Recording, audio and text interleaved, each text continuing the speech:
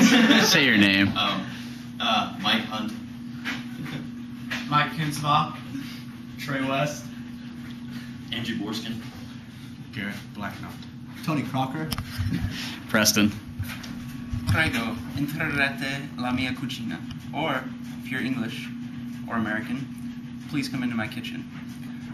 I'm going to demonstrate for y'all today how to make a dish called penne alla arrabbiata.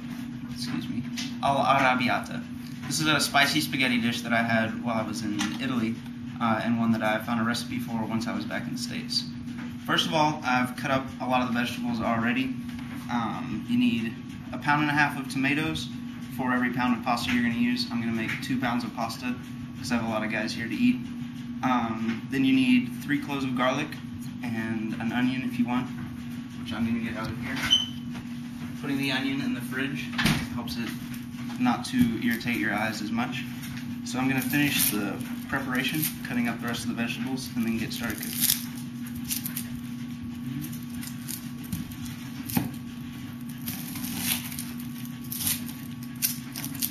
This recipe can be found at www.e-rcps.com. This is an online recipe site with lots of different cultures, types of foods. And that's where I found the recipe for this. There's several other variations of this, and I've edited a little bit myself. I'm going to make it more spicy than usual, just because I like spicy food. But you can change it as you see fit.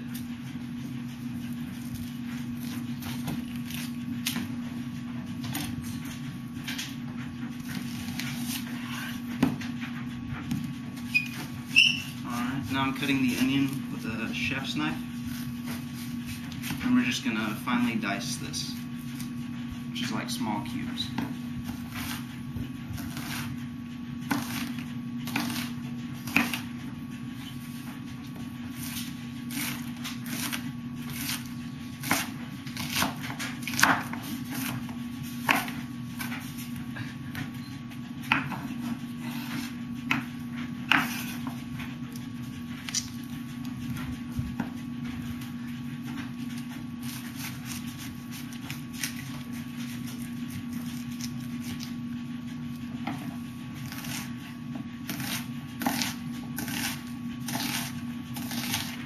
The onion adds a little different flavor to it.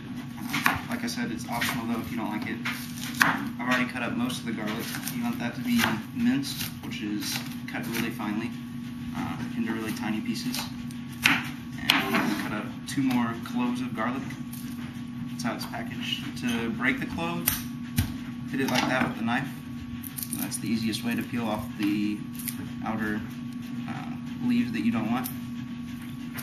And then from there, just pick it away.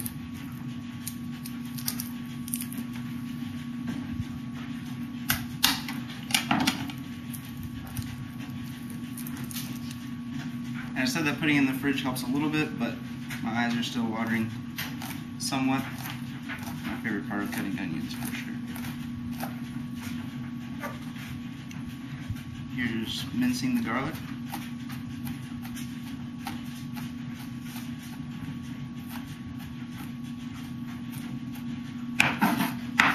Putting all this together because it's all going to go to be caramelized in a saucepan together.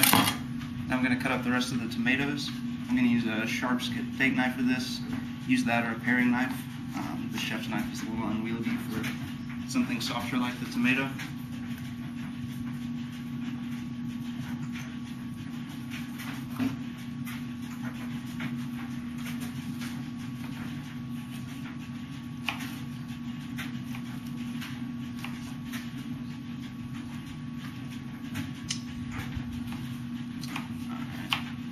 It's easiest if you cut the tomatoes in half first, and then slice them down the middle, and then dice them from there. I'm just going to do one more because I think I have enough tomato from what I cut up beforehand.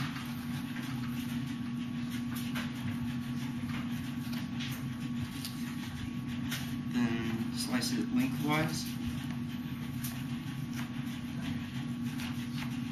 And then finally, horizontally, we'll finish up the dice.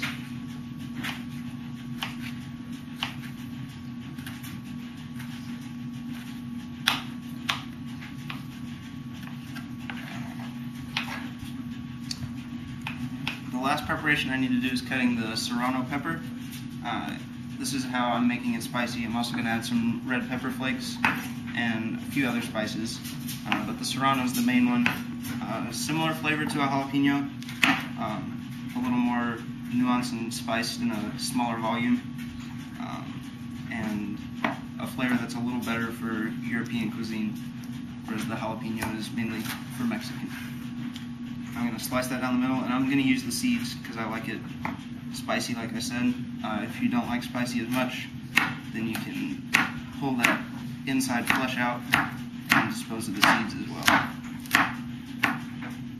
Cut it down like that, and then you want to mince this as well. You don't want to bite into a big piece of chili later on.